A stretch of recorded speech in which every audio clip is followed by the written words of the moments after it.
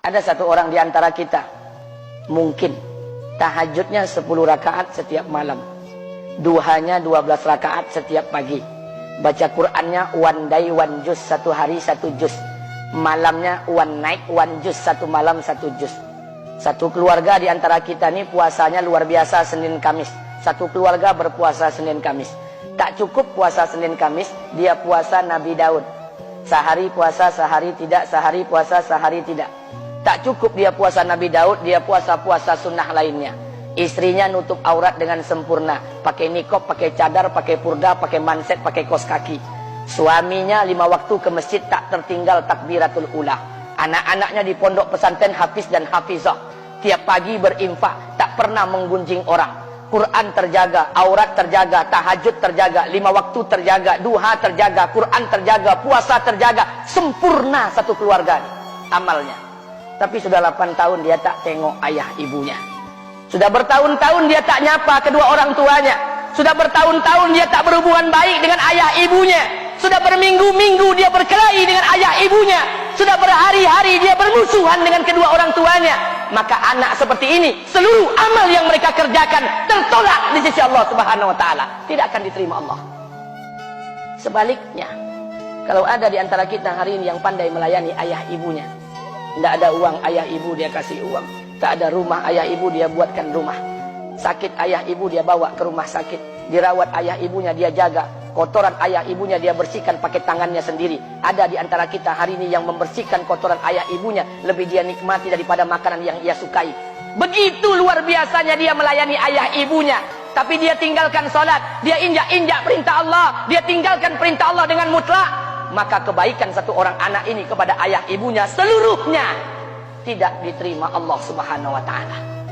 Atau jangan-jangan inilah yang menjadi penyebab amal kita tak diterima Allah.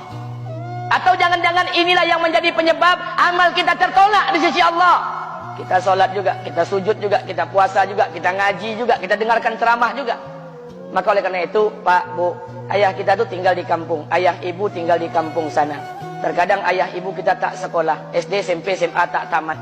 Dia sekolahkan kita SD, SMP, SMA, S1, S2, S3 dengan harapan hidup kita lebih baik daripada keadaan dia sekarang.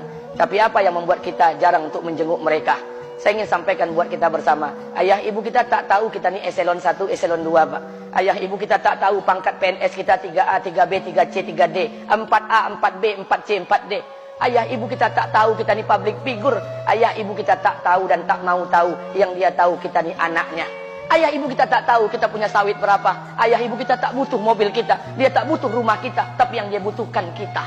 Apa yang membuat kita jarang untuk menjenguk mereka? Tahun 2016 di Masjid Damai Langgeng, saya diundang ceramah di sana. Habis pulang ceramah, saya baca WA SMS. Ada seorang ustadz Pekanbaru kirimkan WA dengan saya.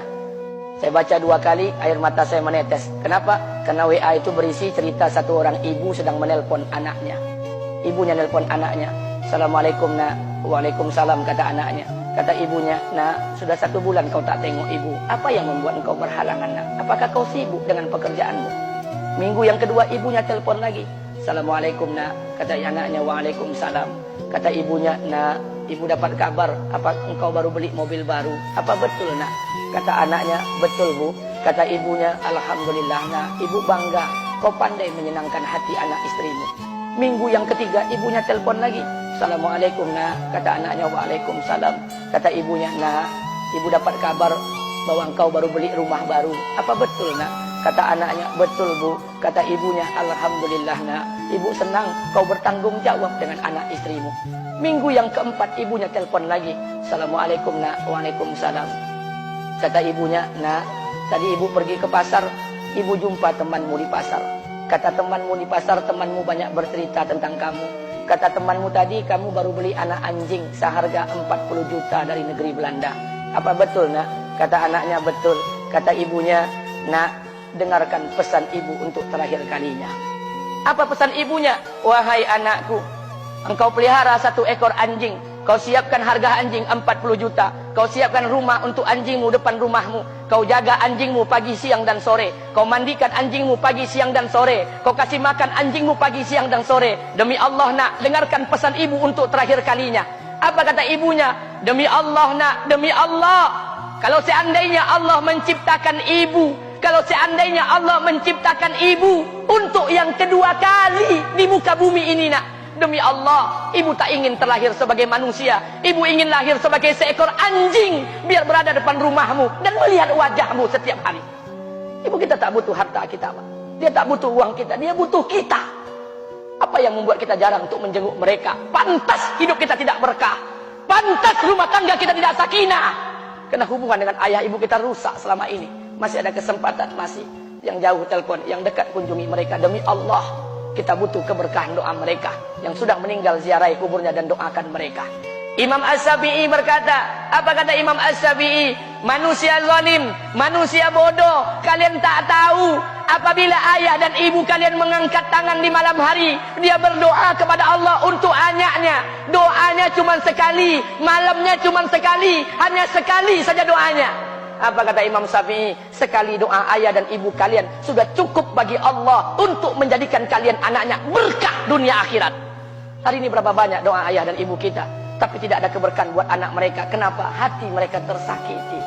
Maka pulang, Pak, cari mak bapak kita. Kita punya rumah hari ini, Bu. Kita punya rumah, punya harta, punya uang, punya pekerjaan, punya kekayaan, punya sawit. Kita jadi orang hari ini, jadi pegawai, bukan kena sarjana kita, Pak. Kita jadi orang hari ini, bukan kena otak kita. Kita jadi orang hari ini, bukan kena kepintaran kita. Kita jadi orang hari ini, jangan-jangan kena keberkahan doa ayah dan ibu kita yang tak pandai tulis baca di kampung sana. Dari mak bapak kita, Pak. Demi Allah, kita butuh keberkahan doa mereka. Apa guna di kehidupan dunia sementara Allah tidak ridho dengan kehidupan kita? Pantas amal kita tertolak di sisi Allah. Maka pulang ke rumah, cari mak dan bapak kita yang masih hidup, duduk bersama mereka. Kalau seandainya kita tak bisa membahagiakan mereka, jangan pernah menyusahkan mereka. Kalau seandainya kita tak bisa membuat mereka tertawa, jangan pernah membuat mereka menangis. Demi Allah, kita hanya punya satu ayah kandung. Kita hanya punya satu ibu kandung. Tidak akan ada ayah kandung yang kedua. Tidak akan ada ibu kandung yang kedua. Harta kita cuma satu. Ayah kita cuma satu. Ibu kita cuma satu. Tidak akan ada ayah kandung yang kedua. Tidak akan ada ibu kandung yang kedua. Pangkat jabatan bisa dicari. Harta bisa diraih. Kesempatan membahagiakan ayah dan ibu kita hanya sekali di kehidupan dunia ini, Pak. Pulanglah. Ketika mereka memanggil, tinggalkan istri, tinggalkan pekerjaan, tinggalkan semua proyek kita. Demi Allah, datangi mereka. Kata Nabi, sesaat kalian duduk bersama ayah dan ibu kalian akan mendatangkan keberkahan. Kenapa kalian tidak duduk bersama mereka? Jangan-jangan inilah yang menjadi penyebab amal-amal